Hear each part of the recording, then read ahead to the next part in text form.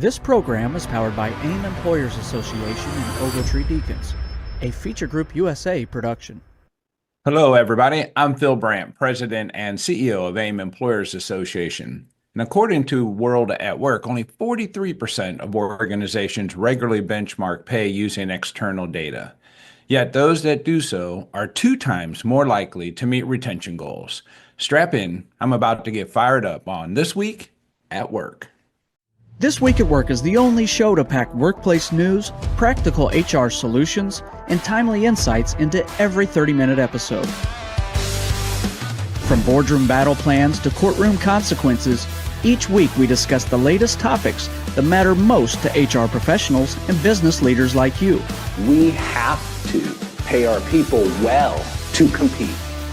We have to start at the beginning. We have to have compensation strategies. We got to understand our market better than anything else. We have to use scientific data to make this decision, not anecdotally what's happening down the street.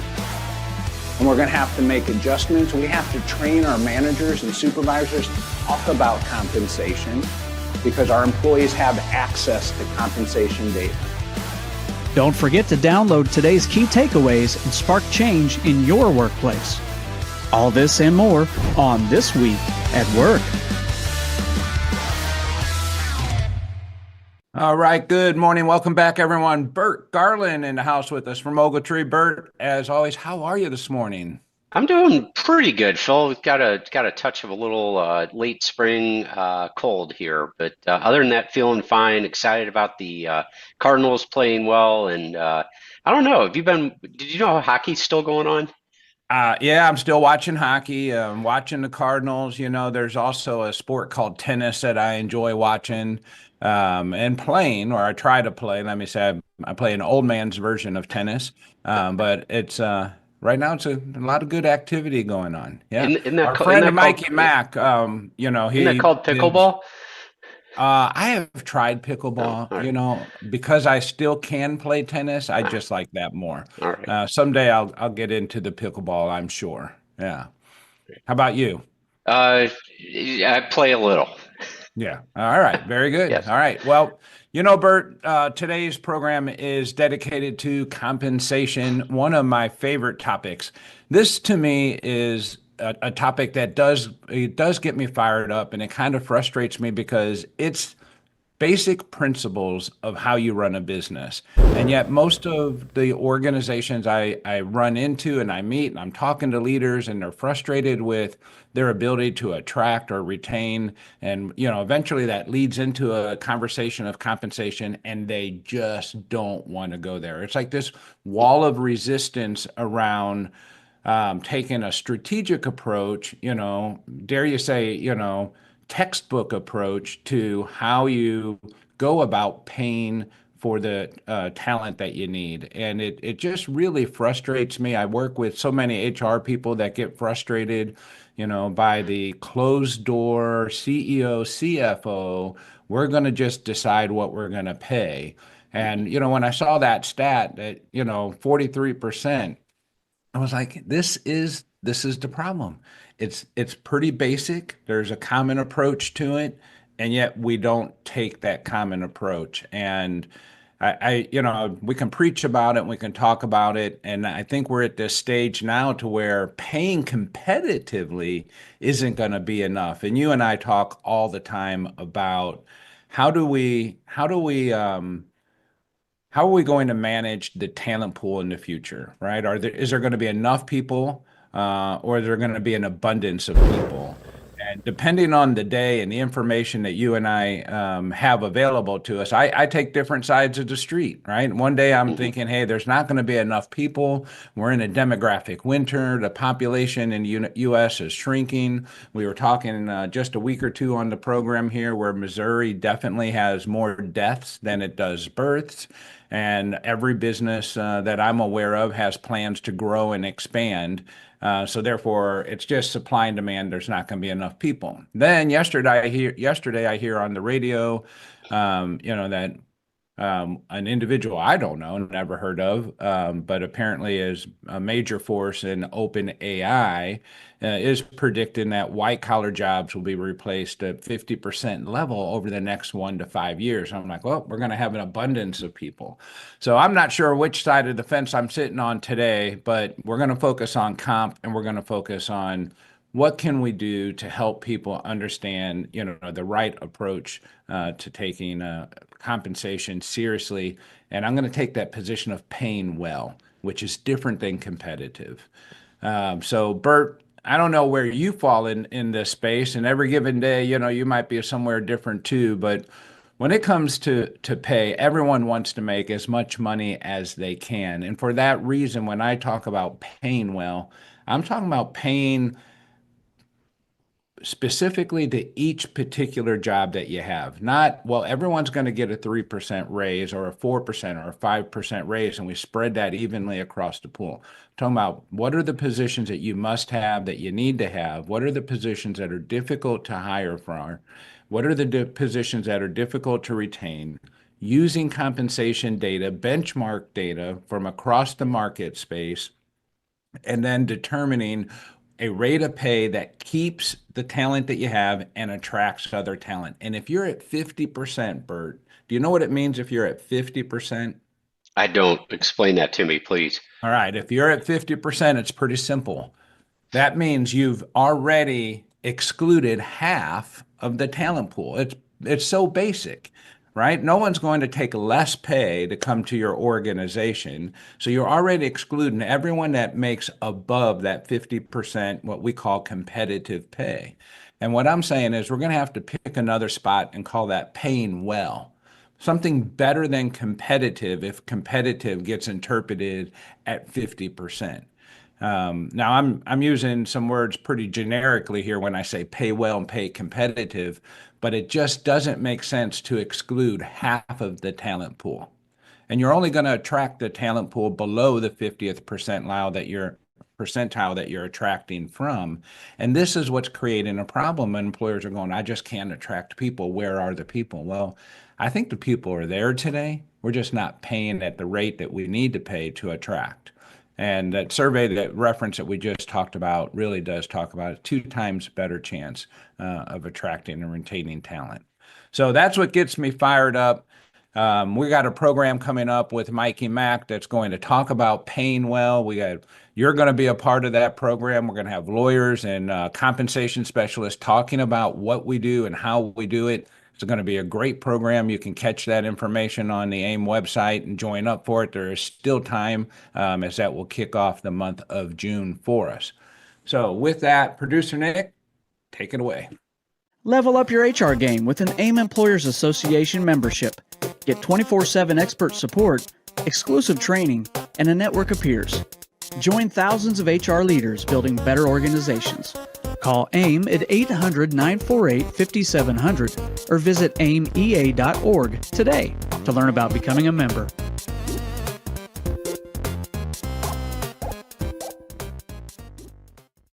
All right, Burt. So I'm going to give you some quiz questions here. And again, just because I love you, Burt, I'm giving you all 3 right answers. Just pick the right one, okay? I love this. I'd like to set people up for success. I wish court was this easy. Yeah. Well, it is, always turns out to be what the law says, right? Yeah. Or we define new law, I guess.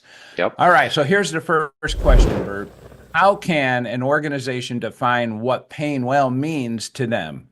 3 options. Consider total compensation, including benefits, flexibility, work-life perks. That's number 1. Number 2, assess internal talent retention challenges and turnover data. And then number 3, use external benchmark data to understand the market. All 3 are right. Which one do you like the most? Yeah, well, again, all 3 are right, of course, Phil, but I think it takes a combination of these.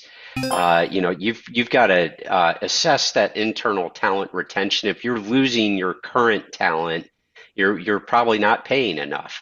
And then you also have to use those external benchmarks to make sure that you're paying appropriately, that you're not overpaying for talent, because that could put other pressures on your business.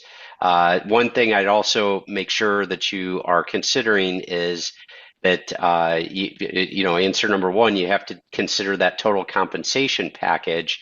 It's interesting to me. I've done a lot of work over the years for a lot of nonprofits, and it used to be that a lot of people would trade lower compensation for the perks of working at a nonprofit, such as additional time off, a lot more workplace flexibility. And I think that has really swung around in the last few years. To me, nonprofits pay competitively in the marketplace, and yet they still offer a lot of those work-life balance perks. And I think that just shows the fact that a lot of for-profit businesses have also upped the game in what they offer as far as perks, and that there's been sort of a leveling of the field. So I do think it takes all three of these strategies to make sure that you are compensating people properly, or as you would say, paying them well. One thing I do want to point out is, again, we've talked about it a million times on the show, is you want to always keep in mind the notions, though, of consistency and fairness. You don't want to have situations in the workplace where you might create a discrimination situation because you're overpaying one person for talent and retention, and you're underpaying another person who might be in a protected category. You're not paying them the same amount because you want to try to pay well to retain somebody. You don't want to inadvertently run yourself into a discrimination claim. Absolutely. That goes without saying. Everything today that we're talking about in this space is, should go and be considered with fairness and equality for, compliance with the law and so forth. I'm not referring to that. I'm referring to using data. I like what you said. I do like the assessing internal talent retention. And I think this is what gets me fired up is organizations like our turnover is horrible. People aren't showing up. And we can't get the type of talent that we want. And then I look at their market data, and it's easy for me to look at. We have tons of it, and I can look at market data so quickly and go, well, this is why you're paying at the 48th percentile of the market. Right. And I'm like, okay, well, 52% of employers out there are paying better than you are. And that's the issue right there. It may have nothing to do with their culture, and it has everything to do with just the rate of pay. And as people are confronted with, higher prices of cost of living, this affects them. And then they do move for higher rates of pay, and they do stay for good pay. And that's a place we got to start with. All right, Burt, let's get on to number 2. How can HR professionals make the business case to leadership for adjusting their compensation strategy? 1, show market comparison data and where your current pay lags. 2, link compensation to revenue impact, productivity, and customer satisfaction. And 3, leverage third-party validated information like AAIM to reduce internal bias. Yep. Once again, all great strategies. All of these things are necessary. It's part of using these tools that you've offered out there is part of an overall strategy to set proper compensation. Yep. And I sometimes get frustrated as well when business leaders aren't involved in HR in the conversation. And it's not unusual. I've seen it happen, and I understand why it happens when the CEO and CFO lock themselves in the room and they discuss pay. But the HR managers that work with AIM, they have so much information that they can help with. And if they're not asked, they're not likely to provide it. And, it's two sides of the street. I want the HR community to project that information, leave it on the desk, share it with them, invite me to the conversation, do whatever you can to help your leaders make the right decisions. Even if you're not going to be in a room, give them the data. And at the same time, I'm looking for business leaders to invite HR into the conversation and use some of the information that they have available to them to make a better and informed decision in the space of compensation. So all three good answers. The third and final question here, Burt, how can HR implement and maintain a compensation strategy that supports paying well? One, develop a formal compensation philosophy that includes paying well as a goal. Two, schedule regular benchmarking and compensation reviews. And three, partner with an outside firm like AAIM or someone else to guide strategic planning and execution. So, Phil, you've once again offered components of a broad strategy there. I mean, I think all three of these things are part of a good strategy to make sure that the company is paying its employees well, paying them fairly, paying the pay practices are consistent across the organization. They're able to retain talent and they're able to attract talent. All three of these things help with that goal. Yeah, and the one that I see happening a lot that we're kind of halfway there is to schedule regular benchmarking and compensation reviews, right? So that's easy for us to do. It doesn't always take outside consulting to help with that. It just takes having some regular benchmark data, which you're going to get if you're an AIM member. You have all kinds of data available to you as part of your membership to help with that. And that's a great place to start if you're not ready to jump in with a firm to help you develop the strategy and do the benchmarking for you and help you monitor those things actively. Then at least start with number two, which is using some compensation data and having regular reviews, particularly for those high risk positions. Long gone are the days where it's like, okay, well, we gave her 3% in January and now we're done for the year. We don't have to look at it. The market is changing rapidly. And what works for January may not work for July. And we just have to monitor that and make sure we're always in the right place. Phil, So, I don't know how much of this you've seen, but in the wake of COVID, we have seen a little bit of a rash of people who left for higher paying jobs during COVID, realized that the grass was not necessarily greener on the other side with respect to all other aspects of a job. And we've seen a trend where a lot of employers are actually rehiring former employees, either at the same rate that the person was making for the new employer, or actually a little bit lower, just because that person left the job for higher pay and didn't, it realized it wasn't all it was cracked up to be. I don't know if you're seeing much of that out there, but we've definitely seen a bit of an uptick in that. yeah, I'm not seeing that, but I've experienced it myself. I've had that happen to me in my younger days for sure, where Yeah. I left for a little bit of money and landed in my new gig, which was not a bad gig. I don't think I've ever had a bad job, to be honest with you, but I missed my old job. I missed the Right. culture of where I was, and I missed the way that the business was run and how people were treated in that sense. And if I had the chance and if I had maybe a little bit less pride, I may have went back. Right. So I do recognize that does happen. I'm not necessarily seeing that, but I know it must go on without a doubt. And some people do rebound. I do hear a little bit of that. I'm just not seeing lots of it. Yeah. All right, so there is time to register for the upcoming training, Pay Trends and Strategies, Rethinking Compensation for a Changing World with our friend Burt. Mikey Mack, he'll be on part of that. When you were talking about sports and hockey, I know Mike listens to all the programs, and his Canes were eliminated in the hockey finals just last night. So sorry for you there, Mikey. But if you are familiar with Mikey, you'll know he'll put on a good program. Burt's going to be a part of that program here. And in our other markets, we have our attorney friends as well going to be a part of that program. So if you're interested and you need some help in compensation, register for that. It's available in person or live online for your convenience. Burt, are you ready for Lawyer on the Clock? I'm ready, Phil. Okay, Nick, pull that lever. Curious about a case that could wreck your workplace? Lucky for you, we have a lawyer on the clock.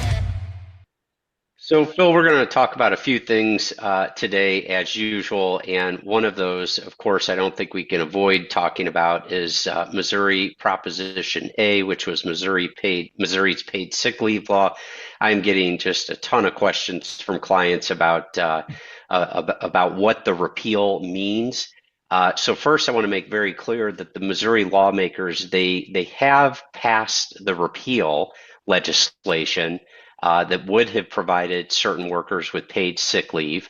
The Senate voted 22-11 to approve the bill one day before the end of its legislative session, about a little over a week ago, about 10 days ago.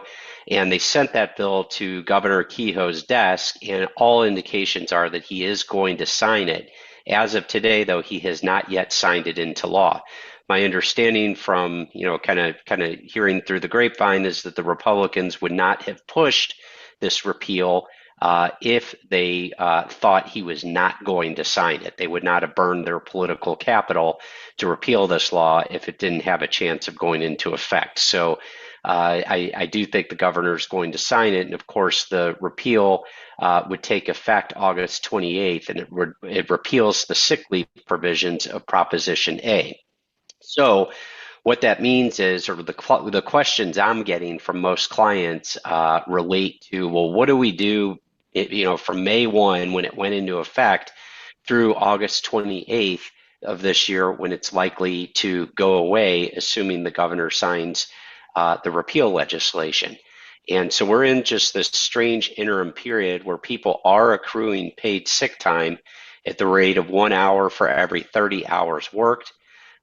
Most of the questions I'm getting relate to what happens on August 28th. What happens to the leave that the people have accrued during that time? Can they still use it after the law is repealed? Do we have to pay it out? Is there any carryover? And the answer to all of those, I'm highly, highly confident, is no. They do not get to use it after August 28th. They do not get to carry anything over past August 28th. And you do not have to pay them out. So, Burt, I think what maybe a little softer answer, because we know that you sometimes you fire people up yourself with your position on this, and again, you're trying to help the interpretation of the law. You're not necessarily saying what you like or dislike here, and I think maybe it's no, you don't have to. Right? You may choose to continue it. You're going to need to do what's best for your organization, but you don't have to comply with those components of the law. That then becomes a management leadership decision and direction in the way that you want to go, but the law doesn't force you to do anything at that time. That's correct. And I did state that you do not have to do those things. I just know we get a lot of comments sometimes and people want to jump on your back for things. And I got your six, man. I'm watching out for you. I appreciate that as always, Phil. And so, yeah, I think that, and I think it's worth it to take a step back and look at what the law was really designed to do. Most employers outside of the restaurant, retail, hospitality sector, not all, but most employers offer some form of paid time off and some form, which includes either a PTO policy or a vacation that's combined with the sick policy. Most Missouri employers offer those things. Restaurant, retail, hospitality, it's historically been that if you don't work, you don't get paid. And that's what this law was really designed to attack. That's the gap it was trying to fill. Right. That's right. And also for part-time employees at other organizations that do offer a form of PTO. So this law went into effect, and what the Republicans were trying to do is say you can't implement a one-size-fits-all approach to this when you've got organizations, thousands and thousands of organizations across the state that do all of this stuff differently. And this is part of the perks that they offer to attract and retain talent and you can't put this one size fits all mechanism on top of that. And so that was sort of the policy goal behind this, that this was too expensive, too hard for employers to comply with, especially at the time when the bill also raised the minimum wage. That was the policy goal behind it. So, it's very easy for people to say, to generalize and say, oh yeah, you shouldn't be advocating for the repeal of something that the voters passed. I'm not advocating one way or the other for it. I'm just stating what the policy goals are. The fact of the matter is that most Missouri employers outside the restaurant, retail, hospitality sector were offering a form of paid leave, and perhaps the legislature would have been better off had they focused on the industries that they really were targeting with this law. Yeah, they could have made it a lot easier on themselves for sure. But nevertheless, I think the question is the right question. What happens should this get signed by the governor, which we expect it to do? And the correct answer is it will be your executive decision on how you lead your organization at that time, but you won't necessarily have to follow the Missouri paid sick leave law as it relates to the sick leave. Now, as it relates to the pay rates, I don't think there's any change there. Is that correct? I think that's correct. I'll have to go back and look at it. Yeah. There was talk that the raises in subsequent years were going to Were be repealed also. yeah, but I have not been focused on that at all. I will go back and look at that though, Phil, Yeah. because that's something I should Well, know the answer to. yeah. All right. What else you got there, Bert? I'll give you a few extra minutes here. All right, Beyond so your the 8 or yeah, 6? well, 6, yeah, my tenth of an hour.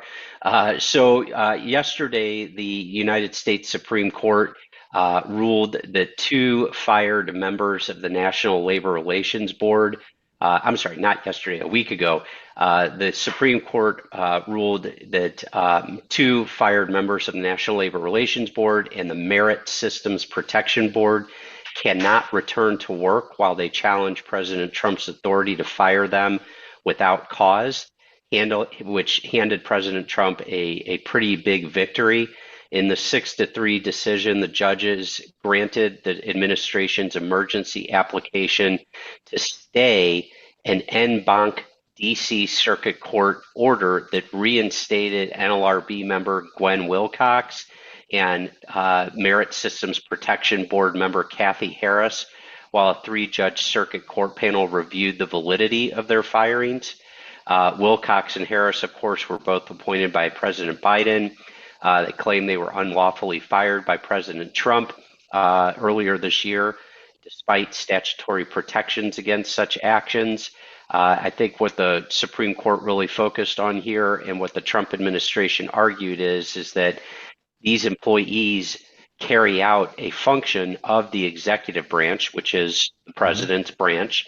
They carry out significant functions of the executive branch, and if they're not on board with the executive branch's agenda, then and not going to implement the president's agenda, then he has the ability to fire them. So the Supreme Court. I know this topic gets a lot of people fired up, but when I think about just the basics of what you said there in an organization, like if in any private business, if you had leadership, managers, employees who were just not going to follow the basic agenda of the day, right? It's like, hey, this is our goal. This is what we're trying to do.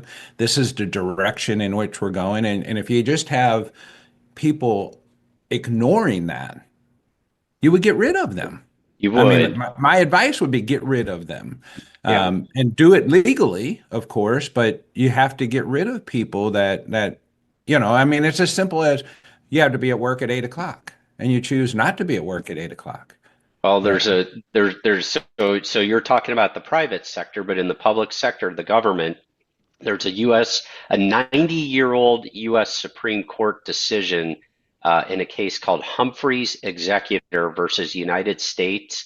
And in that case, the Supreme Court had found that the U.S. Congress has the power to limit the president's ability to fire certain officials at independent agencies at will. And so the question is that good law still? That 90-year-old decision, is that good law? And I think that's what the Supreme Court is ultimately going to weigh in on. The fact that they ruled 6-3 in the Trump administration's favor, allowing these terminations to go forward, that would tend to indicate that they think that Humphrey's executor in the United States is probably no longer good law. Yeah, quite interesting. Yeah, all kinds Burt, of interesting stuff. You going to save a little for next week, or you have something else you want to share? Why don't we save those for next week, Phil? I got a couple good ones for next week. All right, so that's going to wrap up our show. First of all, before we go, you can download the Ready, Aim, Fire compensation cheat sheet that's going to have some good data on there. All you have to do is hit the question mark there on the screen, and that will help you do so. Don't forget to register for the upcoming compensation event. There's 3 dates for you to pick from depending on your market that you're in, June 10th, 12th, and 19th. And learn more about becoming an AIM member and get the compensation resources we talked about earlier at aimea.org. We'd love to have you become a member and join the movement that we're on in this space of compensation and good HR management. Okay, now, as we end the program, as always, go out and be good to someone. Take care. Facing complex employment law challenges? As an AIM member, you get direct access to Ogletree Deacon's top attorneys for expert guidance and defense. Call AIM at 800-948-5700 or visit aimea.org to engage expert workplace specialists today.